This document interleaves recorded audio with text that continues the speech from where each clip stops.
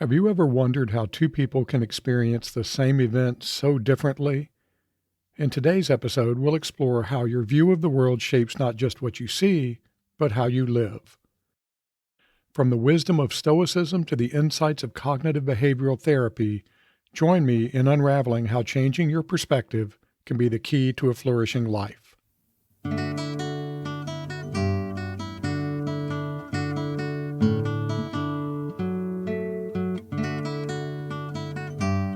Welcome to Live Well and Flourish, where I help you understand what it means to live a flourishing life. I'm your host, Craig Van Slyke. If you're ready to think beyond material and external success, if you're ready to take control of who you are and the kind of life you live, if you're ready to flourish, this is the podcast for you. A couple of weeks ago, I watched a thrilling professional football game, American football that is. The Philadelphia Eagles were playing the Buffalo Bills. The Eagles overcame a 10-point deficit to tie the game with a 59-yard field goal in the closing seconds. They went on to win in overtime by a score of 37-34. It was a great game from start to finish. Here's a question for you. Was this an outcome that led to ecstatic cheers of celebration or anguished cries of woe? Well, that depends on who you ask. Ask an Eagles fan, and it was an epic victory for the ages. For Bills fans, it was yet another disappointment in what started out to be a season full of promise. Both sets of fans watched the same game. They were in the same reality. But the effect of that reality was very different. Why? Well, they had different perspectives. Reality is like that. Philosophers can argue about whether reality is real or subjective, but I think it's safe to say that the way we experience reality is absolutely subjective.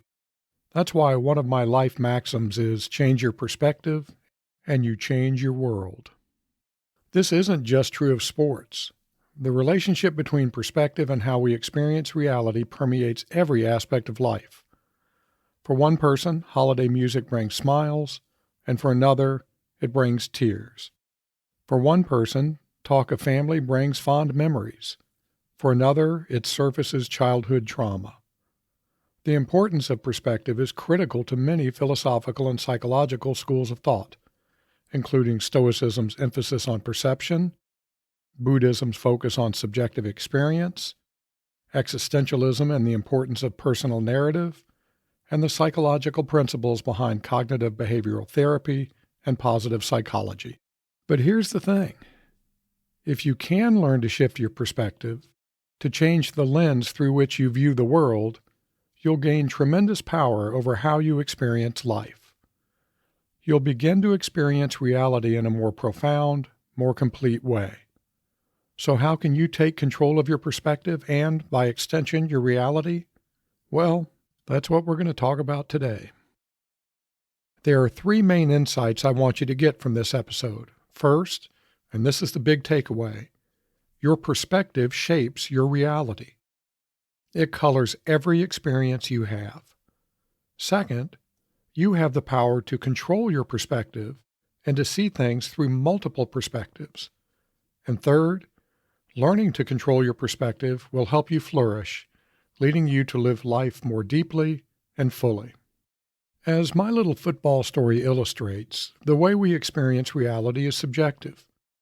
No two people experience life in exactly the same way. Philosophers like to argue about whether reality is objective or subjective, as I mentioned, but I'm not sure I care much about that. I'm a practical guy, and the practical point is how we experience life's events definitely is subjective.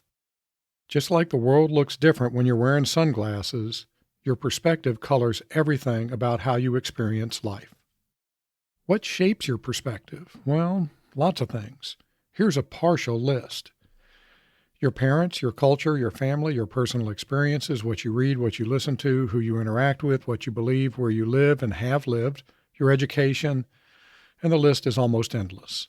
All of these things and many more combine to create the lens through which you view life. Your reality is your reality and mine is mine. But, and this is a big but, I heard that as I said it, you're not trapped in your perspective. You do have the power to see life through different lenses and even to pick the lens that best serves you in a given situation. Yeah, I think perspective shifting is one of those flourishing superpowers. Well, how does perspective work?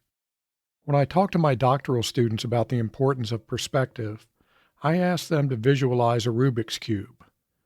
If I look at it from one face, it's a blue square. But if I rotate it to show a different side, it's a green square. Rotate it a little differently, and it's a multicolored cube. Rotate the cube, and it becomes a diamond. If I position 4 people around the cube, they see the cube as different colored squares. It's all the same physical object, but by changing the perspective, we change what we see it as. Your mental perspective works the same way. By changing your perspective, you change your view of the world. Your perspective affects your flourishing in several ways. As the Stoics teach, it's not events that upset us, it's our opinion of events. Let that settle in for a second. Pick something that recently upset you. Was it really the event that upset you, or how you viewed the event? Let's consider a pretty big example, losing a job. Yeah, losing a job is challenging, there's no doubt. But your perspective on job loss can dramatically alter how you experience it. Do you see it as a failure, one that's an indication of your worth as a person? Or do you see it as an opportunity for growth and a new beginning? I'll give you a rather embarrassing personal example. A long time ago, and I mean a long time ago, I was not very disciplined about money. I missed a car payment one month and just kept on making monthly payments, not really thinking about the fact that I needed to catch back up. Over time, I kind of forgot that fact, and I was consistently a month late. The bank did not forget. One night I came home to a repossession notice. Initially, I was shocked, anxious, and more than a little embarrassed. Fortunately, with the help of my lawyer uncle who contacted the bank on my behalf, I was able to get back in their good graces. This was embarrassing and upsetting for me from the perspective of my personal pride, but when I zoom out a bit, take a different perspective, I realized that this experience was the kick in the rear I needed to get my financial house in order. You've probably had similar and hopefully less traumatic experiences. When someone you respect criticizes you, do you view it as a reason to feel bad about yourself, or do you use the criticism as a trigger for reflection and improvement? If you don't respect the person, do you see the criticism as a personal affront and get angry, or do you consider the source and view it as just noise to be shrugged off and ignored? Is getting stuck in traffic a frustrating interruption to your busy day, or a chance to listen to your favorite podcast? Yes, hint, hint. How you view events, whether everyday or dramatic, profoundly affects your well-being and your overall journey to flourishing. Well, I could go on, but hopefully I've made my point. How you view events affects your flourishing. Then the question becomes, how can you control your perspective? Well, realization is half the battle. It takes some practice, but you really want to develop the ability to recognize when your perspective is getting in the way of your flourishing. The best way to do that is to build a habit of reflecting on how your view of the day's events influenced how those events affected you. Check out livewellandflourish.com/25 for more on reflection. Now let's focus on ways to shift your perspective. There are 4 practices that can help you shift your perspective, at least that's my perspective. The first is what I call turning the cube, which I already described. One way to learn how to turn your cube is to think about what is affecting your perspective. For example, is there something about your family or some experience or your upbringing that's affecting your perspective? Yeah, there probably is. Ask yourself some what-if questions. What if my family influences were different? What if I practiced a different religion? What if I grew up in a different part of the world? How would that change how I view this event? My second practice is called another person's eyes. Of course, this is not unique to me. Walk a mile or kilometer in their shoes has been solid advice for a long time. When I want to broaden my perspective, I try to think of a specific other person. For example, if I want to better understand a conflict, I try to see the events through the eyes of the individuals on each side of the conflict. The same approach works with issues. Consider the economy. I see economic developments through the eyes of a baby boomer who owns a nice house. If I want to understand why Gen Z might see things differently, I try to view the economy through the eyes of someone facing high housing prices and rising interest rates with heavy student debt load. Hunting might seem evil to a wealthy city dweller, but might be seen as a necessity to a poor rural person. Different perspectives, different realities. Even if you don't change your opinion of a situation or event, being able to see the world through different eyes will make you a better, more understanding person. The next practice comes courtesy of the Stoics.